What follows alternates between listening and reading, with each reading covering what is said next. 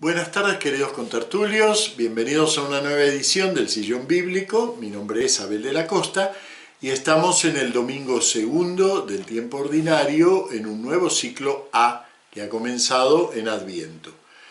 El tiempo ordinario nos ocupará, contando por supuesto con el intermedio de Cuaresma y Pascua, nos ocupará prácticamente todo el año 2023. Y estamos en el segundo domingo. No hubo primer domingo, como siempre, porque en realidad el primer domingo está ocupado por Bautismo del Señor, que cierra Navidad, pero nos prepara también para el trabajo que realizaremos en la lectura de los Evangelios sinópticos, cuya cristología comienza con el Bautismo del Señor. Así que fíjense que ese último domingo de Navidad hace también de primer domingo del tiempo ordinario.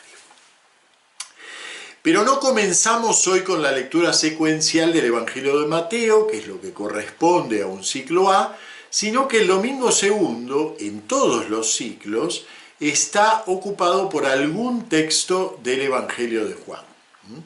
Y no por cualquier tipo de texto, sino por una manifestación cristológica, es decir, por una manifestación clara de que Jesús no es cualquier hombre al que Dios, como era muy santo, entonces lo asumió como hijo de Dios. No, este era el Cristo, el Hijo de Dios. Y eso es esencial en el Evangelio de Juan. Entonces, se toman tres textos en donde precisamente se manifiesta ese carácter cristológico de Jesús. ¿Por qué? Bueno, para que no confundamos el curso aparentemente biográfico del tiempo ordinario, que se desenvuelve, como les decía, en los Evangelios sinópticos, A Mateo, B Marcos, C Lucas, sino que nos demos cuenta que ese recorrido que parece biográfico, en realidad es la manifestación del Cristo que nosotros conocemos en la fe al mundo. Entonces, nosotros en el segundo domingo ya sabemos quién es nuestro personaje, nuestro héroe. Ya lo tenemos, podríamos decir que empieza aquí arriba. Y ahora sí, a partir de la semana que viene, de a poquito, iremos desgranando al Jesús taumaturgo, al Jesús predicador, al Jesús polemista. Pero todo eso se une en que Él es el Cristo, el Hijo de Dios.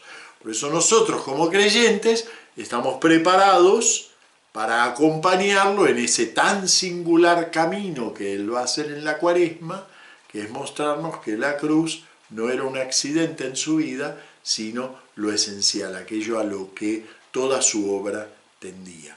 Ven que la liturgia tiene una organización tan perfecta, verdaderamente tan perfecta. Bien, ¿qué leemos hoy? Hoy leemos un texto del capítulo 1 del Evangelio de Juan, un texto muy breve. Juan 1, 29 sí, al 34. Estamos todavía en el ámbito del prólogo. Ustedes piensen que el prólogo es capítulo 1, versículo 1 al 18, ese poema precioso que es el prólogo del Evangelio de Juan, ¿no? Dentro de ese ámbito en el que estamos todavía, nos aparece la figura del Bautista. Ya se nos ha hablado del Bautista en el prólogo, se nos ha dicho algo muy importante. Sé que apareció un hombre enviado por Dios que no era la luz, pero venía para dar testimonio de la luz. Dar testimonio de la luz. Aquí nos vuelve a aparecer la palabra testimonio. Martirion, eso es testimonio. Lo que pasa es que, claro, para nosotros la palabra martirio y mártir son palabras que ya están ligadas al testimonio cruento. Pero en griego todo testimonio se llama martirio. Entonces él es el mártir de Dios. También resulta ser mártir de Dios en un sentido cruento. Pero es el mártir porque es el testigo de que Jesús es el Cristo. Y así lo presenta el Evangelio de Juan. Miren, no se niega por supuesto en ningún momento que él bautice. De hecho, en este mismo texto menciona 2 veces que él viene a bautizar con agua. Pero si tuviéramos el Evangelio de Juan no sabríamos nada sobre el bautismo de Jesús. Porque realmente la función del bautista en relación a Jesús no aparece ligada al bautismo. Incluso aparece casi como un espectador, Juan dio testimonio diciendo, he contemplado al Espíritu que bajaba del cielo como una paloma. Claro, nosotros sabemos por los sinópticos que eso ocurre en el bautismo, pero aquí no lo dice. Fíjense que ese movimiento ya había empezado con San Lucas. ¿Se acuerdan que San Lucas, cuando nos presentaba el bautismo del Señor, no nos dice realmente quién lo bautiza, sino que pone a la figura del bautista. Un versículo antes del bautismo del Señor, el bautista es encarcelado. Y luego nos cuenta el bautismo del Señor. Deducimos que en realidad quien lo bautiza es Juan el Bautista. Pero no lo dice. Bueno, pues acá ni siquiera aparece el bautismo del Señor. Nos aparece el resultado de ese bautismo, la unción con el Espíritu. Pero no nos aparece la escena del bautismo. Esto es parte de un crecimiento en la comprensión de la figura del Señor.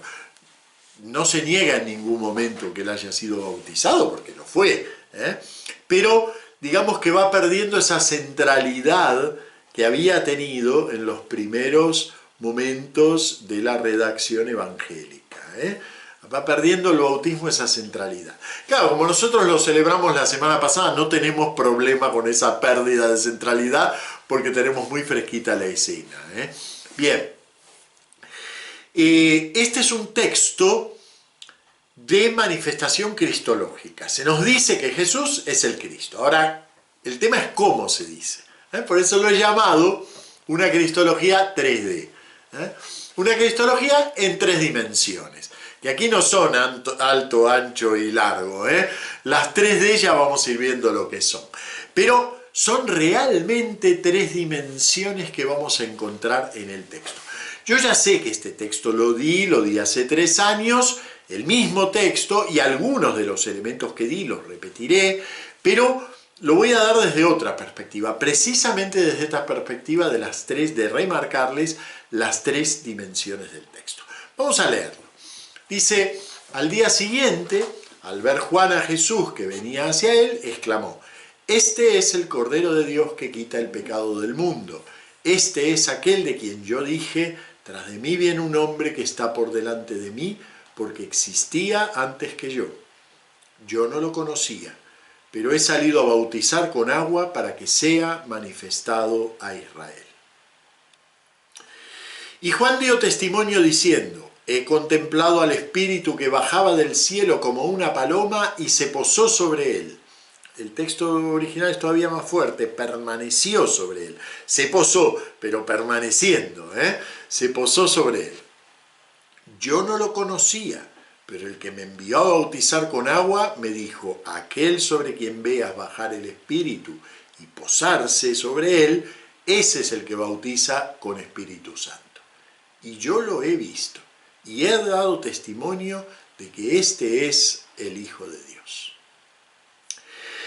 Bien, son como 2 secuencias paralelas. De hecho, está construido como un paralelismo, paralelismos que conocemos por los salmos, bueno, en general, por la literatura del Antiguo Testamento, conocemos la construcción del paralelismo, que consiste siempre en presentar 2 frases que comparten algunos elementos de significado. Pueden ser una contraposición como puede ser un completamiento. En este caso es como si fuera completando lo de uno con el otro.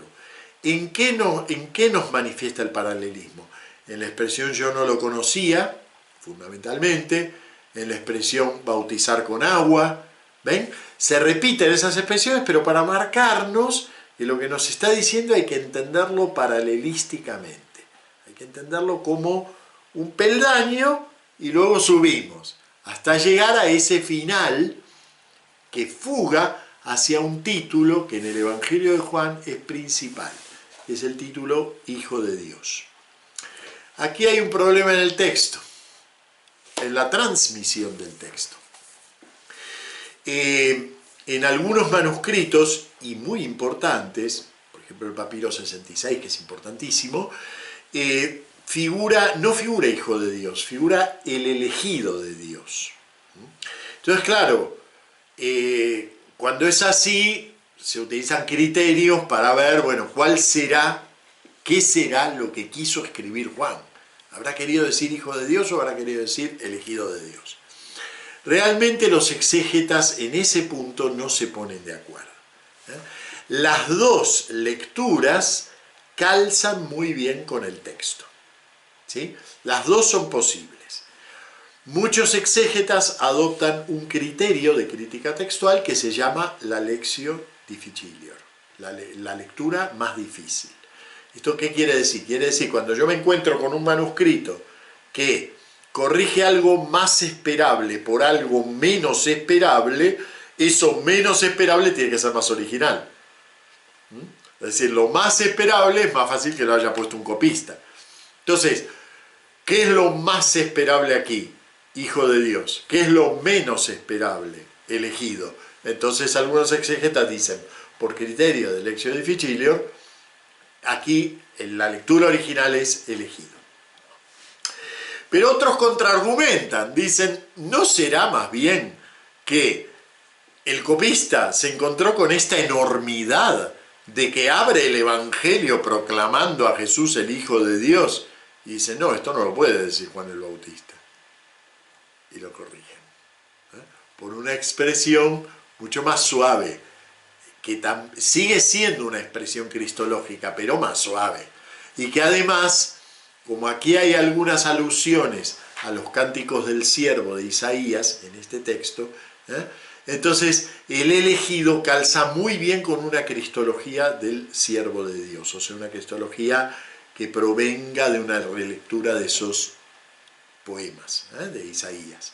Entonces, bueno, dicen, no, esto tiene que ser algún copista que le pareció una enormidad lo de Hijo de Dios y lo recondujo hacia algo más primitivo, cristológicamente. Bueno, también puede que tengan razón, no lo sabemos. La liturgia opta por esta lectura, que es la lectura que clásicamente tenemos en el texto, es la lectura mayoritaria de los manuscritos, y nosotros nos vamos a ceñir a esta. ¿Por qué? Porque esta tiene mucho sentido. Si ustedes van a mi vídeo anterior, verán que insistí más en el elegido de Dios. Es que las dos son posibles.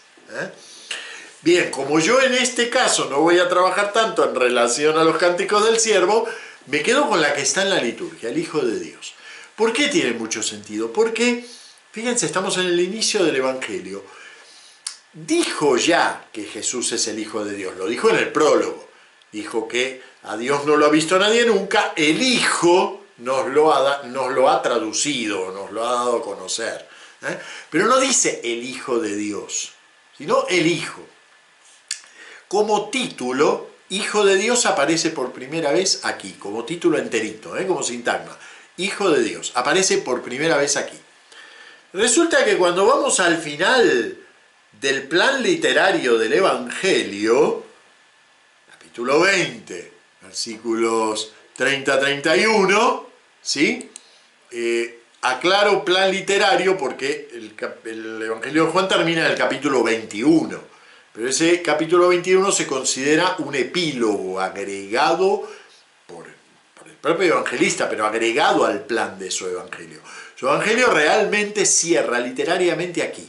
Dice, Jesús realizó en presencia de los discípulos muchas otras señales que no están escritas en este libro. Estas han sido escritas para que creáis que Jesús es el Cristo, el Hijo de Dios, y para que creyendo tengáis vida en su nombre. Entonces nos aparece al inicio de la acción en el Evangelio y al final de la acción en el Evangelio nos aparece el título Hijo de Dios. Luego en el medio también aparece, capítulo 11, por ejemplo, ¿sí? Cuando Marta le dice, yo sé que tú eres el Cristo, el Hijo de Dios. Aparece el título Hijo de Dios. Pero es muy importante esto de enmarcar el Evangelio. Como ven, el Evangelio de Juan es muy distinto a los sinópticos. En los sinópticos tenemos esta idea de progresión. Aquí empezamos ahí arriba y terminamos ahí arriba. O sea que todo el tiempo estamos flotando. Por algo lo simbolizaron con el águila, ¿no? Los antiguos. Todo el tiempo estamos allí arriba, Juan el teólogo. Bueno, entonces tiene sentido en este texto Hijo de Dios porque hace juego, técnicamente lo llamamos una inclusión con el final literario del texto. Estas han sido escritas para que creáis que Jesús es el Cristo, el Hijo de Dios. Bueno, bien, y eso podríamos decir es el punto de fuga de nuestro texto. Pero ese punto de fuga, o sea, aquello a lo que apuntan las dos series, se desenvuelve entre dos paralelismos.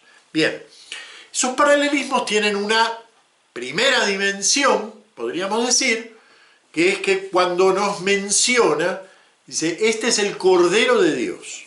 Primer título que desgrana aquí, el Cordero de Dios. Cuando nos menciona el Cordero de Dios, ¿en qué pensamos?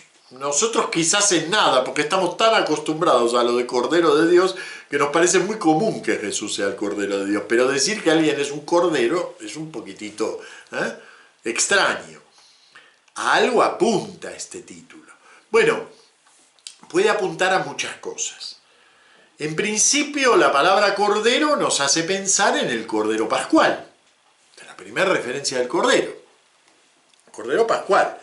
También nos puede hacer pensar en el Cordero que menciona el Cántico del Siervo de Isaías cuando dice que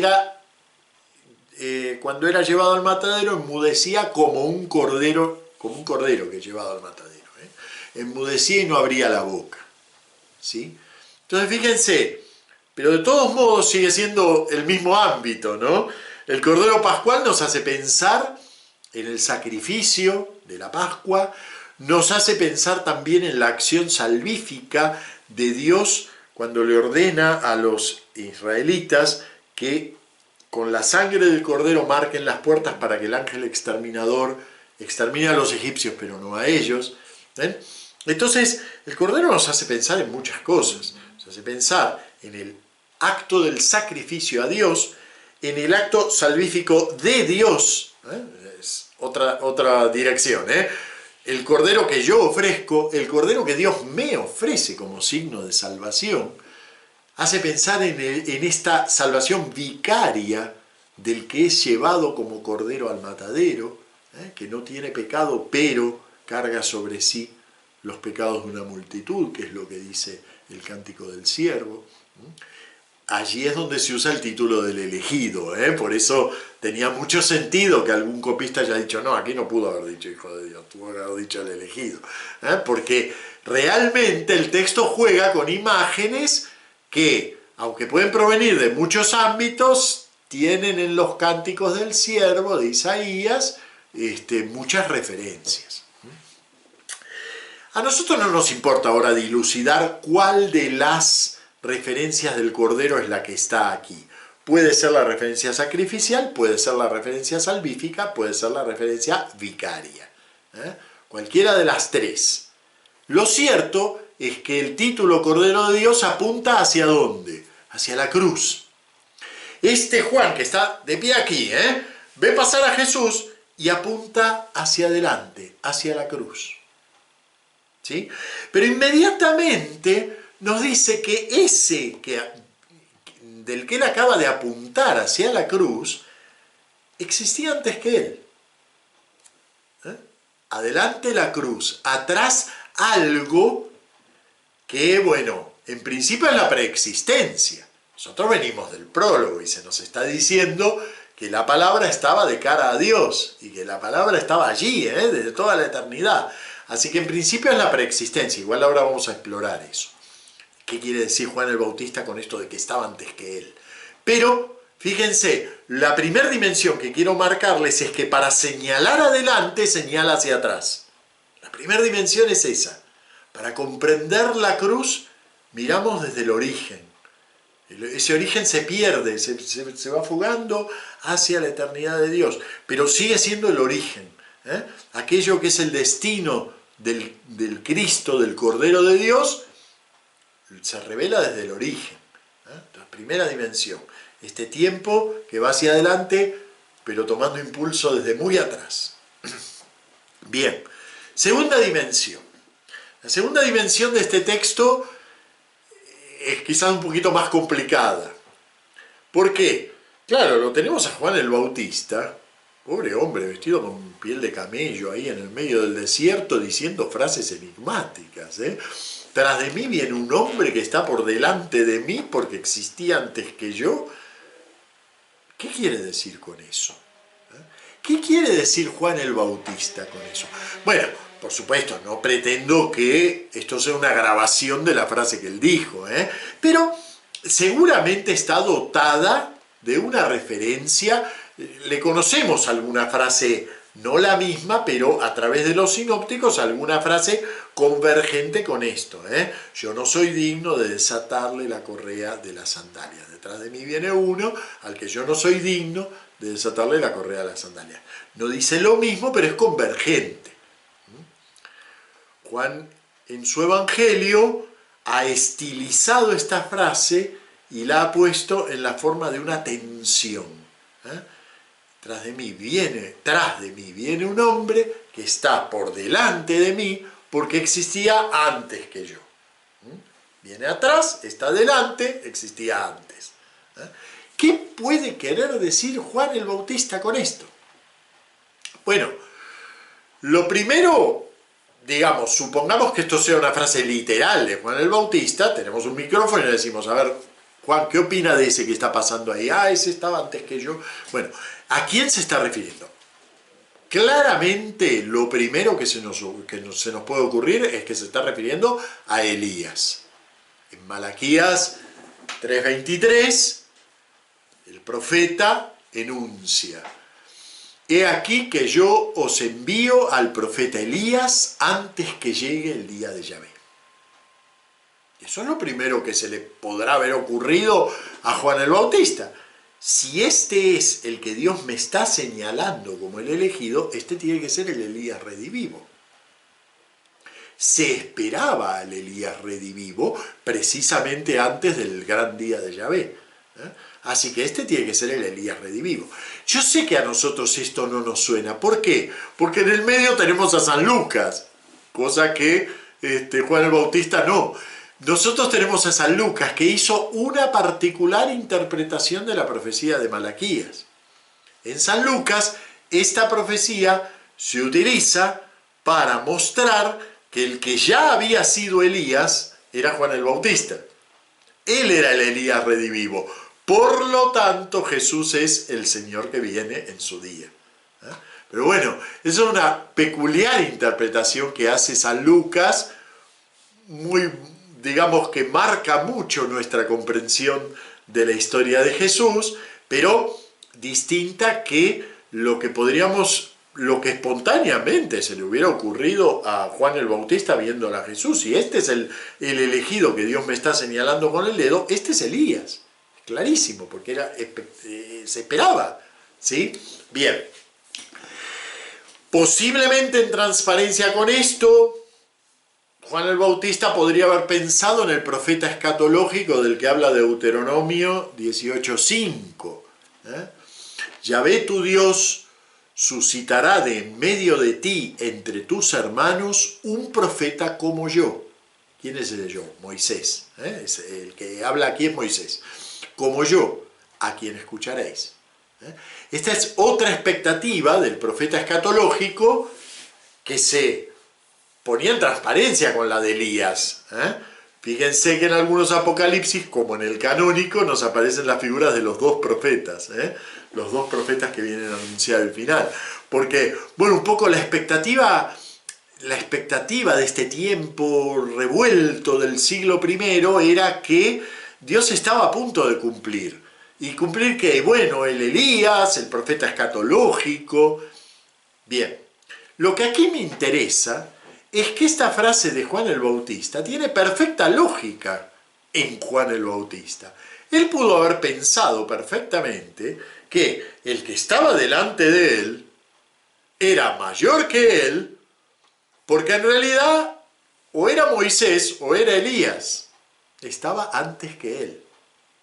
Fíjense que no necesitamos que Juan el Bautista sea un cristiano que cree en la preexistencia de Jesús para que tenga perfecta lógica.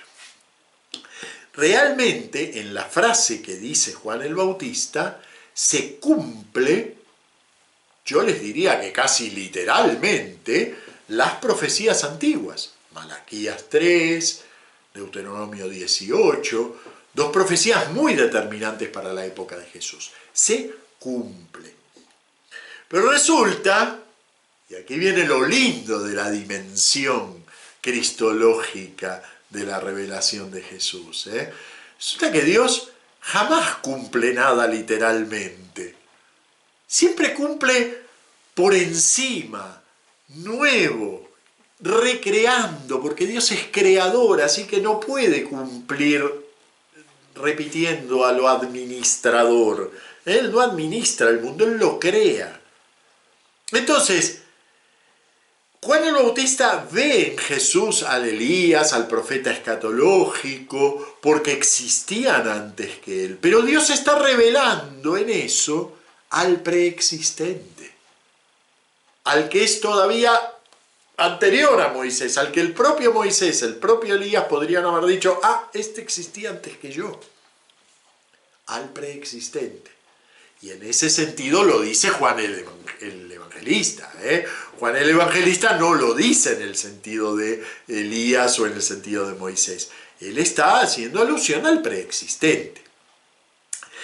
Pero ¿qué es lo que me interesa de esto? Mostrarles la segunda dimensión, la dimensión en donde hay algo manifiesto, es lo dicho en las profecías, pero eso dicho en las profecías contiene algo nuevo que Dios va a hacer a través de ellas. Esto les diría es un modus operandi de Dios. Dios siempre recrea a través de lo que ya dijo en su palabra, siempre recrea algo nuevo. Recordemos la dinámica de Isaías 7, ¿no? La Virgen concebirá, pídele una señal, la Virgen, yo te doy una señal, la Virgen concebirá y dará a luz un hijo. Hemos buscado con claridad, hemos establecido con claridad que ese la Virgen no se refiere a la Virgen María. Isaías no está pensando en 800 años después, le está dando una señal al rey de ese momento. Se refiere a un heredero real de ese momento. Y sin embargo, con esa misma palabra, 800 años después, Dios la recrea, incluso la cumple más literalmente de lo que el propio Isaías creía. ¿Ven?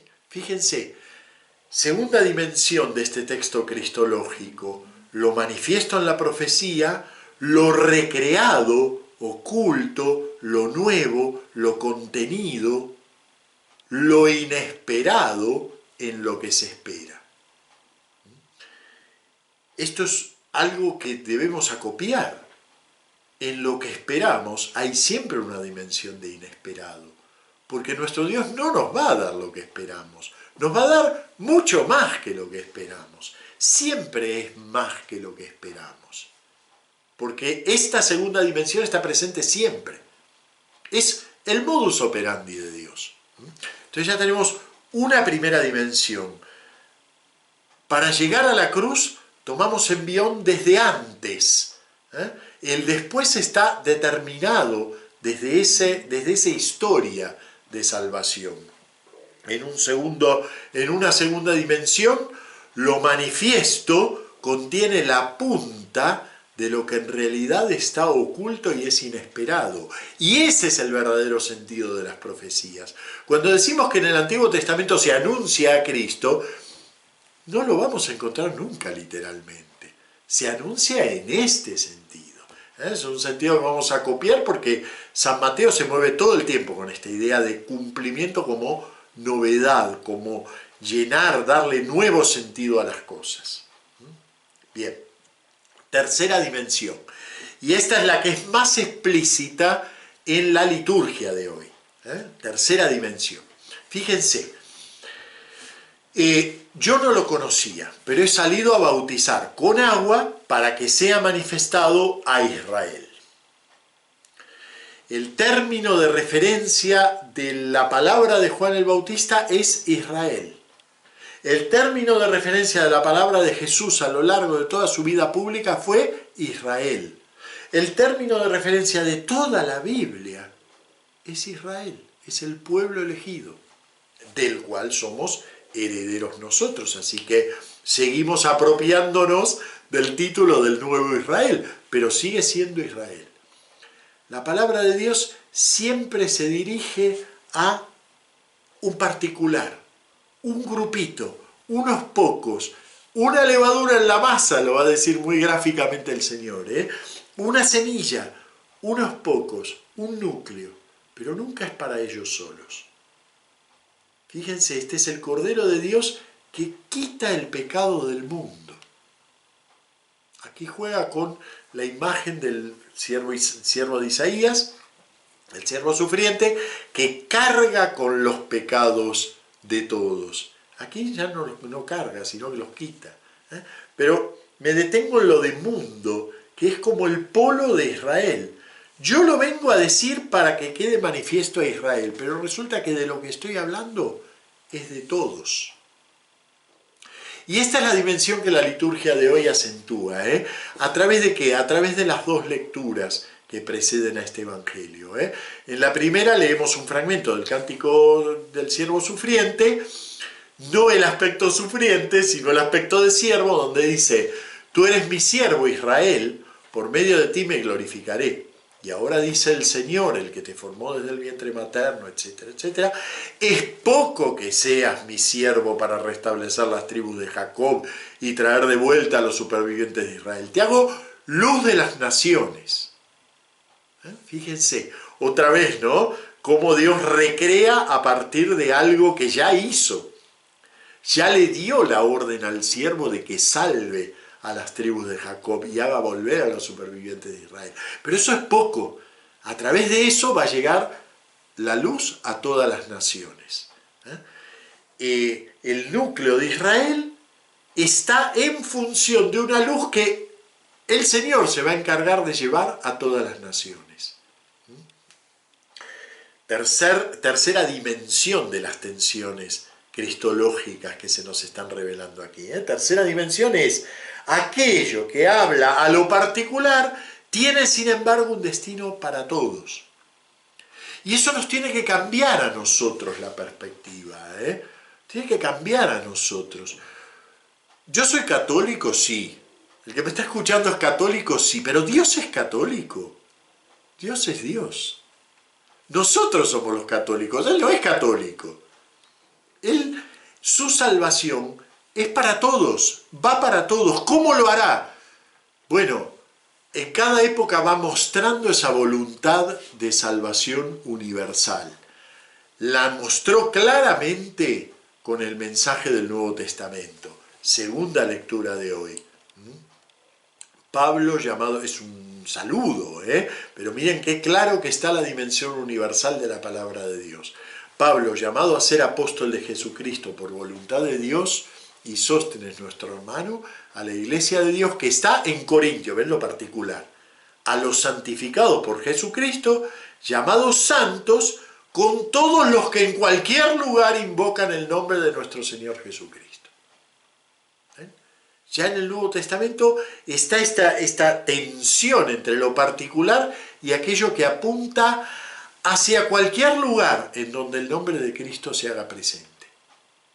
Nosotros como creyentes, nuestra misión es llevar ese nombre de Jesucristo a todos los hombres. Nuestra misión es universal, pero en cierto sentido sigue siendo particular. Porque nosotros traemos hacia la fe. Pero a través de ese traer hacia la fe que realizamos nosotros, el propio Dios realiza una tarea que es hacia afuera, que es llevar su luz a todas las naciones. ¿Ven? Entonces esta es la tercera dimensión. La dimensión que muestra la tensión entre lo particular y lo universal. ¿Nos cambia eso algo? No en los hechos. Yo tengo que seguir en la perspectiva de mi comunidad creyente. Yo soy cristiano, yo soy católico. Pero eso me abre la mente a que eso no significa que Dios viene solo para nosotros. Dios está trabajando en la salvación de cada hombre, incluso del que nos odia. Está trabajando, no es que solo que la quiere, es que está trabajando. ¿Cómo? A través mío, a través nuestro, a través de acontecimientos cuyo verdadero sentido, lo que le pasa al Bautista, lo desconocemos. Jesús es quien bautiza en el Espíritu. Nosotros estamos llamados a dar un testimonio, igual que Juan el Bautista. Estamos llamados a dar un testimonio. El testimonio nos permite ver el Espíritu posado en Jesús y Él es quien lleva el Espíritu. Bueno, muy bien. Como ven, una lectura muy especial, porque en estas tres dimensiones hay mucho contenido. Hay una dimensión de tiempo, hay una dimensión de historia de la salvación. Lo preexistente determina la cruz y marcha hacia la cruz. Hay una dimensión de sentido en las profecías. Lo manifiesto en las profecías no es todo lo que ellas profetizan, sino que más importante todavía es lo que Dios obra a través de la palabra dicha. Y luego la tercera dimensión, la dimensión de llegada de esa palabra. Nosotros nos manejamos en el horizonte de nuestra fe, pero nuestra fe se maneja en un horizonte que es el de Dios, es infinito. Nos vemos la semana que viene con el inicio de la lectura semicontinua del Evangelio según San Mateo. Muchas gracias.